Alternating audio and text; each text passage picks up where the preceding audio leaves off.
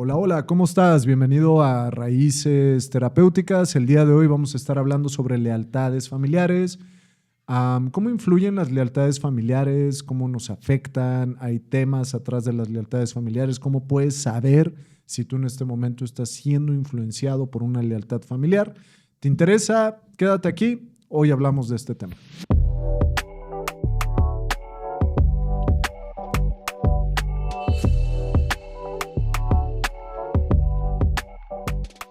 Hola David, ¿cómo estás? ¿Qué onda, Isa? Muy bien, ¿tú? Muy bien. Hoy está muy interesante esto del tema de las lealtades familiares, ¿no? ¿Tú te has cachado en algún tema de lealtad familiar? Pues yo creo que gran tiempo, ¿no? He notado que los temas se van entremezclando entre ellos. Entonces, hay heridas, se hablan del concepto de las heridas, se me hace interesante el concepto de las heridas.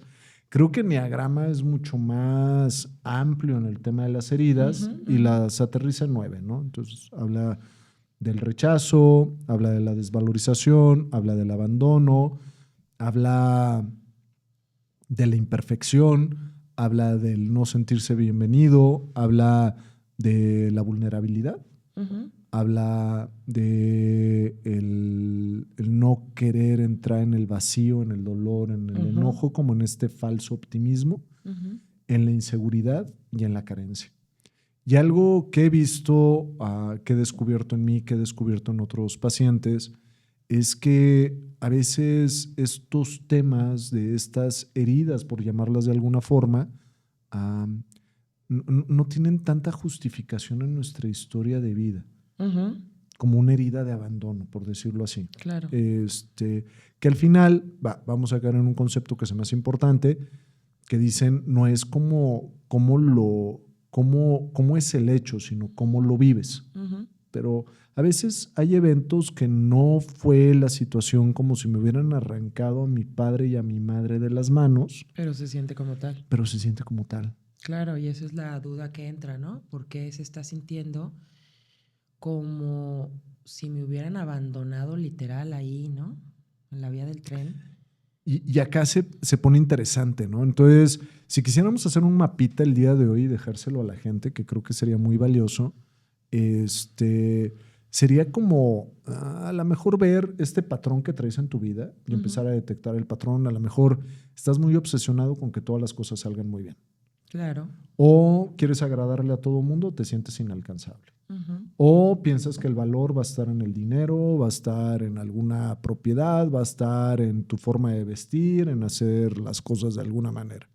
O piensas que si eres único, especial, o si alguien logra ver en ti lo especial que eres, en ese momento vas a estar bien. O que cuando sepas todo y tengas todos los recursos guardados y los tengas disponibles a la mano, o cuando tengas la seguridad absoluta sobre algo, o en el momento en que tú sientas que tu territorio está como protegido y está delimitado y como que eres invulnerable ante las situaciones, o cuando los demás te escuchen, te consientan, te distraigan, vayas a un lugar, seas alegre, a otro lugar, seas alegre, o en el momento en que te sientas bienvenido. Si tú identificas uno de estos patrones en tu vida, que todos los tenemos, vas a detectar que este patrón viene originado por una herida, regularmente. Una herida que es, una forma de entender una herida que se me hace muy sencillo, es un momento en el cual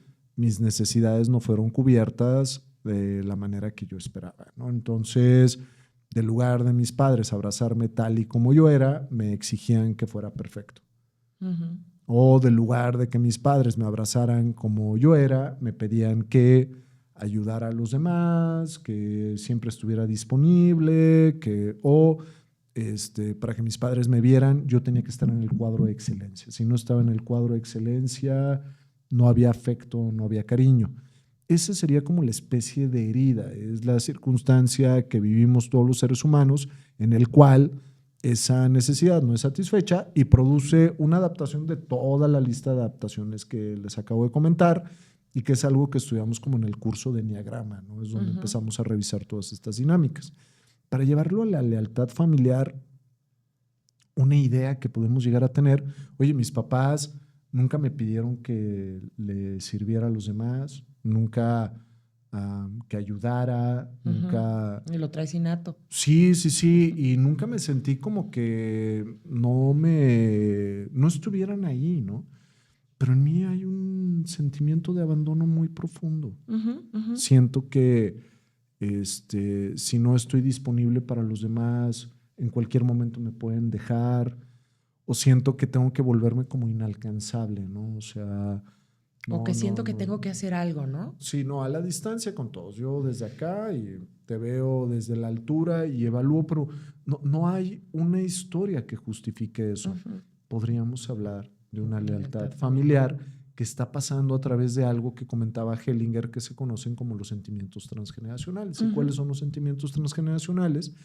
Estas emociones que no pudieron vivir nuestros ancestros por los escenarios en los que estuvieron, estas emociones o estos sentimientos descienden y tienen que gestionarse ahí abajo. Porque de alguna manera se quedan ahí en el campo, ¿no? Se quedan en el campo de la familia, y entonces alguno de los que son descendientes pues lo va a tomar. Sí, claro. Va a tomar ese lugar. Y es como si hubiera quedado el asunto pendiente, ¿no? Entonces, no se elaboró el rechazo, no se elaboró el abandono, no se elaboró la desvalorización, no se elaboró la carencia.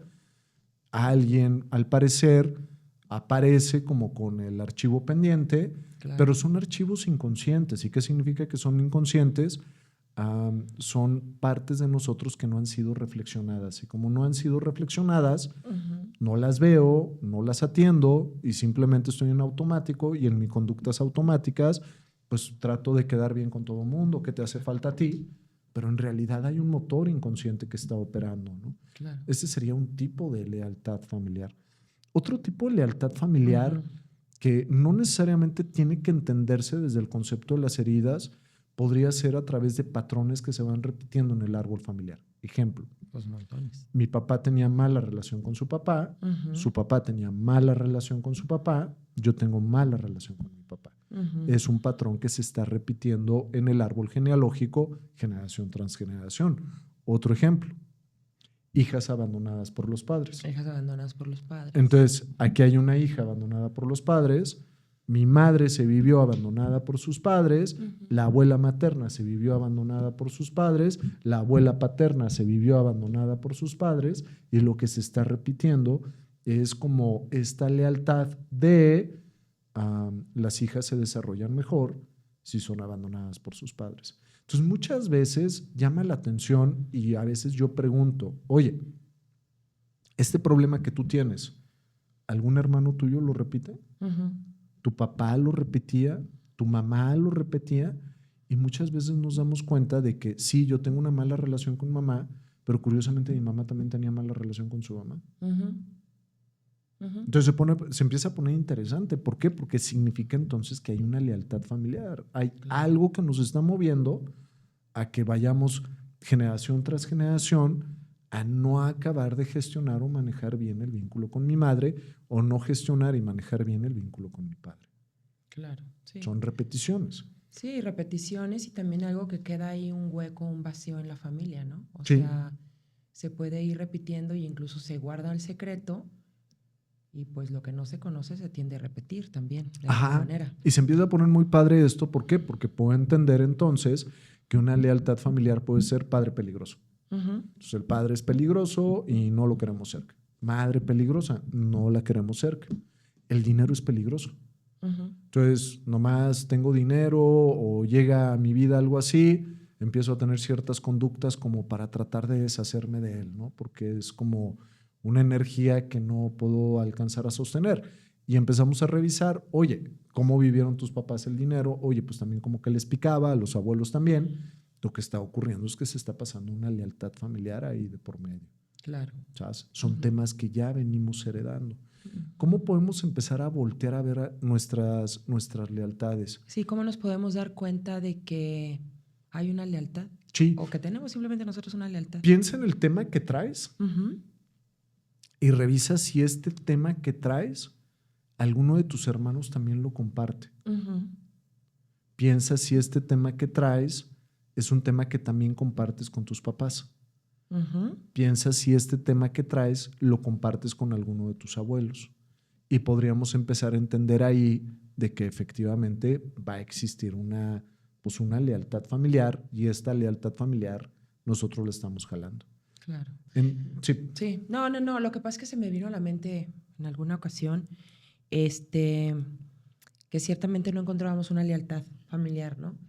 Y de repente empieza a salir el tema y dice, bueno, mi abuela se casó 2 veces, pero creo que vivió como 3 veces con algunos señores y los abandonó. El caso es que los abandonaba, ¿no?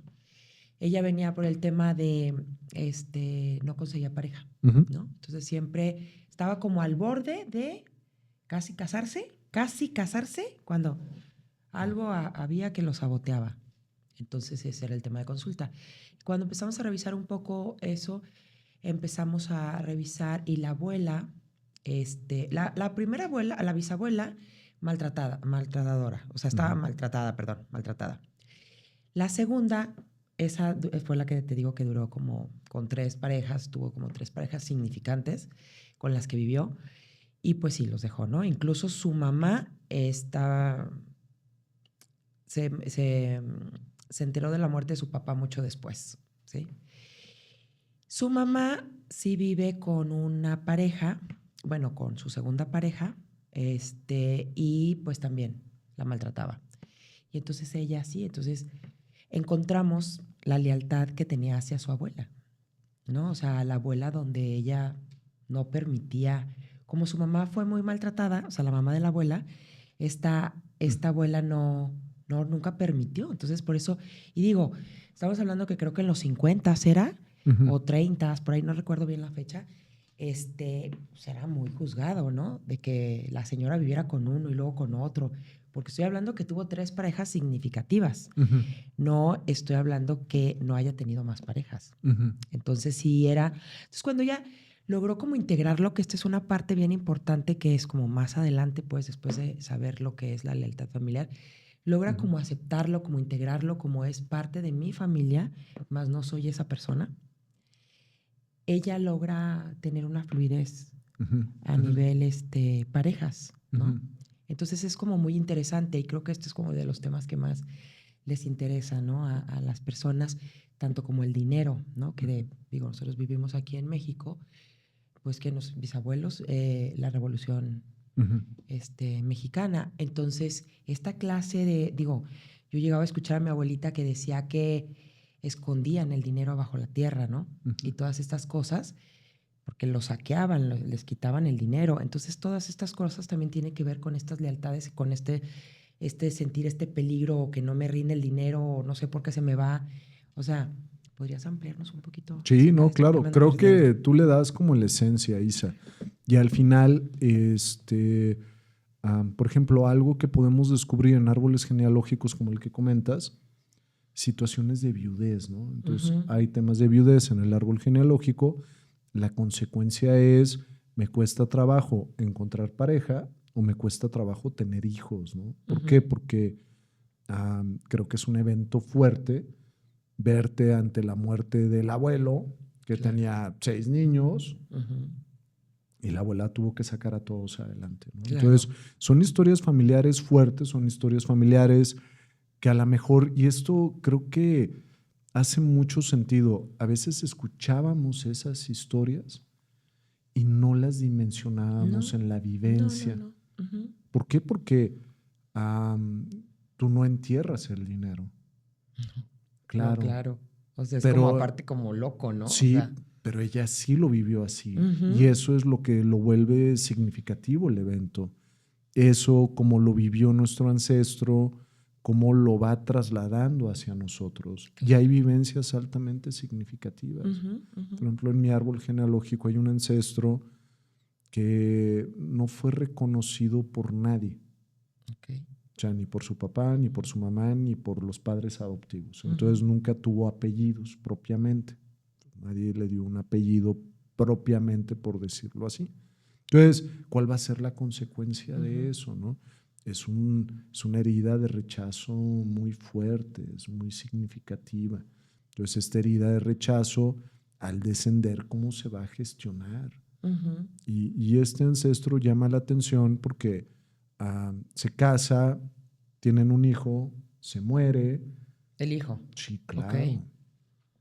Vuelve a quedar embarazada su esposa, nace su hija y muere a los 6 meses de edad la esposa. Entonces se queda con una niña de 6 meses.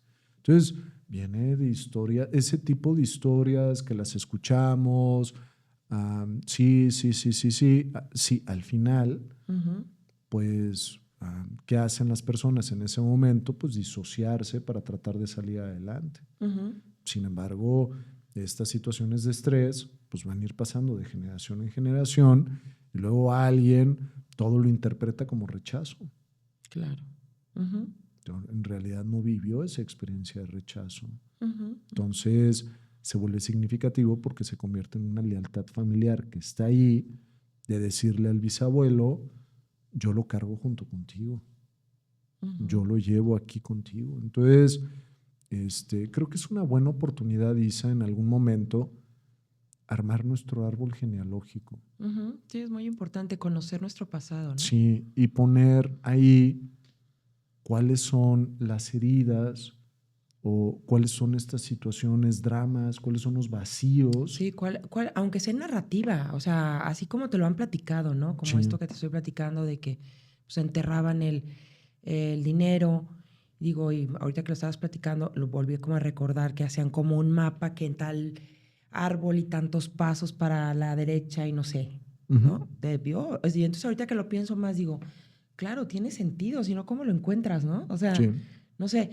Y entonces, no sé, no me imagino la angustia de tener que guardar el dinero bajo tierra, ¿no? Y entonces tener que huir de ese lugar y a lo mejor no sé en cuánto tiempo tuvieron que regresar y si regresaron y lo encontraron, ¿no? Claro. Digo, porque es bien sabido que aquí, por ejemplo, en Guadalajara se ha visto lugares acá en el centro que han tirado paredes porque quieren hacer algo grande y encuentran centenarios y cosas así, ¿no? Digo, entonces imagina hasta qué grado y por qué se quedó el dinero ahí, por qué no se lo llevaron. Entonces es una historia que aunque no hayamos conocido a nuestros abuelos o a nuestros bisabuelos, que ni siquiera sepamos cómo se llamaron, porque muchos no lo saben, entonces es bien interesante saber cómo indagar, ¿no? O sea, ¿qué pasó? ¿Qué hizo? O sea, a mí se me hace como impresionante que de repente digan, ay, pues la abuela creo que se casó como 2 veces o se quedó viuda como bien joven a los 30 y ya como que se murió a los 60. ¿Pero qué hizo? ¿Qué más hizo, no? O sea, claro que tuvo que haber algo. Sí, claro, tuvo una vida. Claro, tuvo una vida, tuvo que haber impactado en algo. Entonces es muy interesante indagar, ¿no? Con las tías, con quien sea para conocer y si su historia. tienes oportunidad, efectivamente, es lo que estaba pensando, consigue información. Por supuesto. Y creo que lo que te llegue es bueno. Tratar de indagar un poco más. Hay árboles genealógicos que les llaman como la cripta, y la cripta es este árbol genealógico que se vuelve una tumba de secretos, una tumba de situaciones inconclusas, y donde pues los que pertenecen a este sistema familiar no quieren hablar de los sucesos. No, la guardan como si fuera... Y a veces eso está bien, es una forma de respetar la historia de la familia, pero también limita el autoconocimiento y el autoentendimiento, ¿no? Y decir, porque al final todo lo que enseñamos en la escuela está orientado hacia el autoconocimiento. Son formas de invitarnos a la mirada interior, y a partir de la mirada interior empezar a conocernos mucho más, desde dónde viene este patrón, desde dónde viene esta idea. Entonces es una buena idea acercarnos a eso, pero nos vamos a topar con sistemas familiares que son criptas.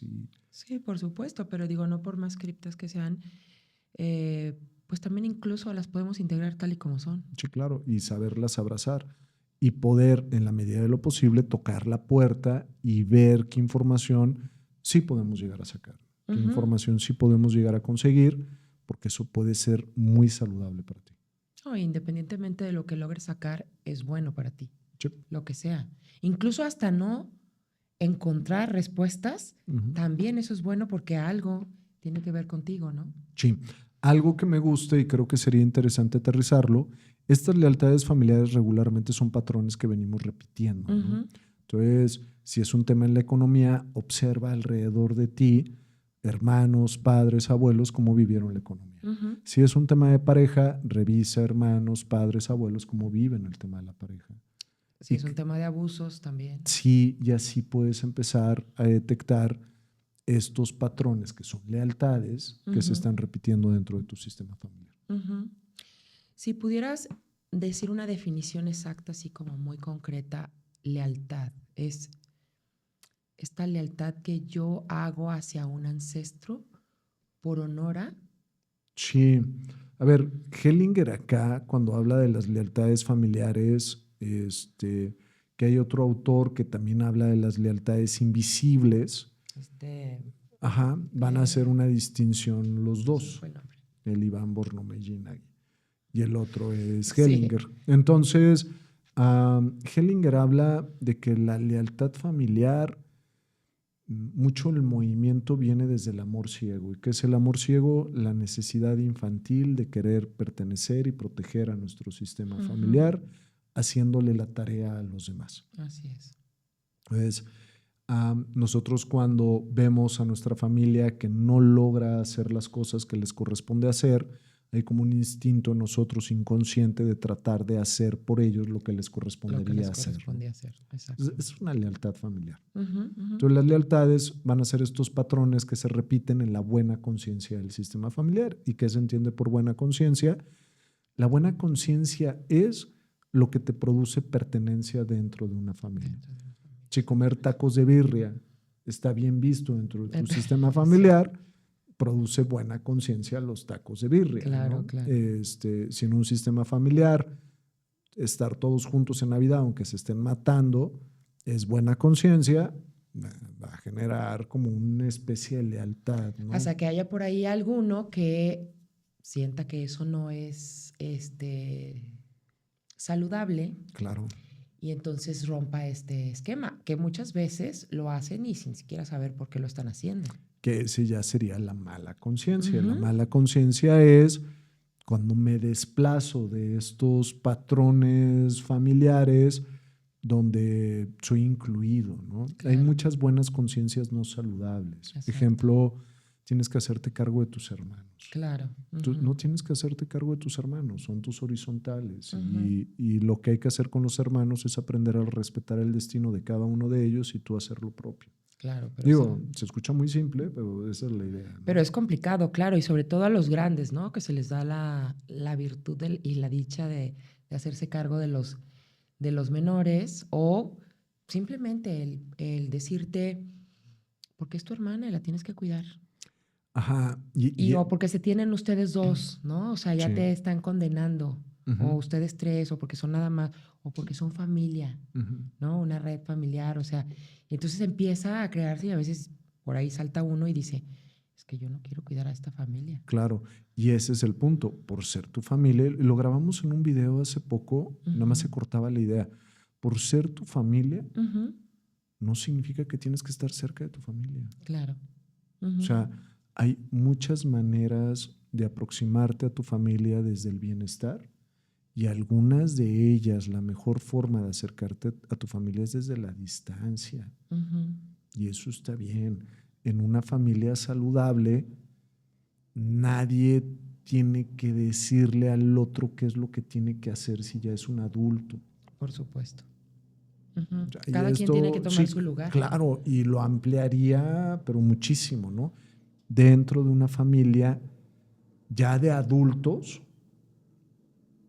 nadie tiene que decirle al otro qué tiene que hacer. Ya la familia sería más de acompañarnos. Claro. Entonces, mi mamá es diabética y no se toma la medicina. A ver, respeto.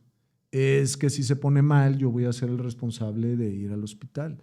Revisa eso. Si tú eres el responsable de eso, si tu mamá es una persona adulta que puede autogestionar, tomar un vehículo y atenderse por sí misma porque todo parece indicar que es una adulta, ¿no? Entonces, es construir vínculos saludables. ¿Y los vínculos saludables qué significa? Vínculos que están desde el respeto, y el respeto a los dones del individuo y a las debilidades del individuo. Entonces, yo te respeto y desde el respeto te acompaño. Y amor no significa que te digo qué es lo que tienes que hacer. Claro. Que ese es un amor ciego. Ese es el amor ciego, precisamente. El amor ciego. El otro enfoque, que es el libro de Lealtades Invisibles, habla de que se forma una especie de economía familiar. Entonces, si dentro de la familia alguien hizo algo por otro, esa deuda, que serían como deudas emocionales, claro, van quedando ahí, y ese sería un patrón de lealtad familiar. Eso es muy interesante. Sí, y que saca un poco como del guión de este tema. Entonces, una deuda emocional sería: mi abuelo no pudo quedarse para cuidar a mi padre porque se fue con otra familia, y yo cubro la deuda de mi abuelo tratando de darle todo a mi padre, aunque a mí no me corresponde. Claro. Esa es una deuda. Entonces, como que estos mecanismos de esta contabilidad familiar queda inscrito y queda como un tema de gente que queda con saldo a favor y gente que queda con saldo negativo. Y es muy curioso, las personas que en su vivencia quedan en el saldo negativo sienten que tienen el derecho de quitarle a los demás. Entonces se pone muy interesante porque dicen: no, es que esta herencia es mía, es que este dinero es mío, es que… y le quitan a la familia, pero está justificado en su interior porque quedaron o traen ideas o vivencias en el interior de saldos negativos. Sí, claro, y se viven así, ¿no? Son quizás estas personas que están solamente pide y pide y pide a la familia y pide a la familia, y yo merezco, yo merezco, yo merezco, y son esta frase que dicen: no tiene llenadera. Claro, y aparte que no tiene llenadera, mete a la familia en situaciones muy complicadas. Claro. Y va a haber otros dentro del sistema familiar que están en la otra polaridad, que sienten que pueden dar y dar y dar y dar, pero en realidad muchas veces dan tanto que se quedan vacíos y ya no pueden darse nada a sí mismos. Exactamente. Porque están completamente vacíos. Eso es lo que nos explicaría el Iván Borromelli en el libro de Lealtades Invisibles. Muy bien. Pues un gusto coincidir como cada vez. Muchísimas gracias, Isa, por este ratito. Gracias a ti. Está muy interesante esto. Muchísimas gracias. Muchas gracias. Nos vemos próximamente. Cuídense mucho. Gracias.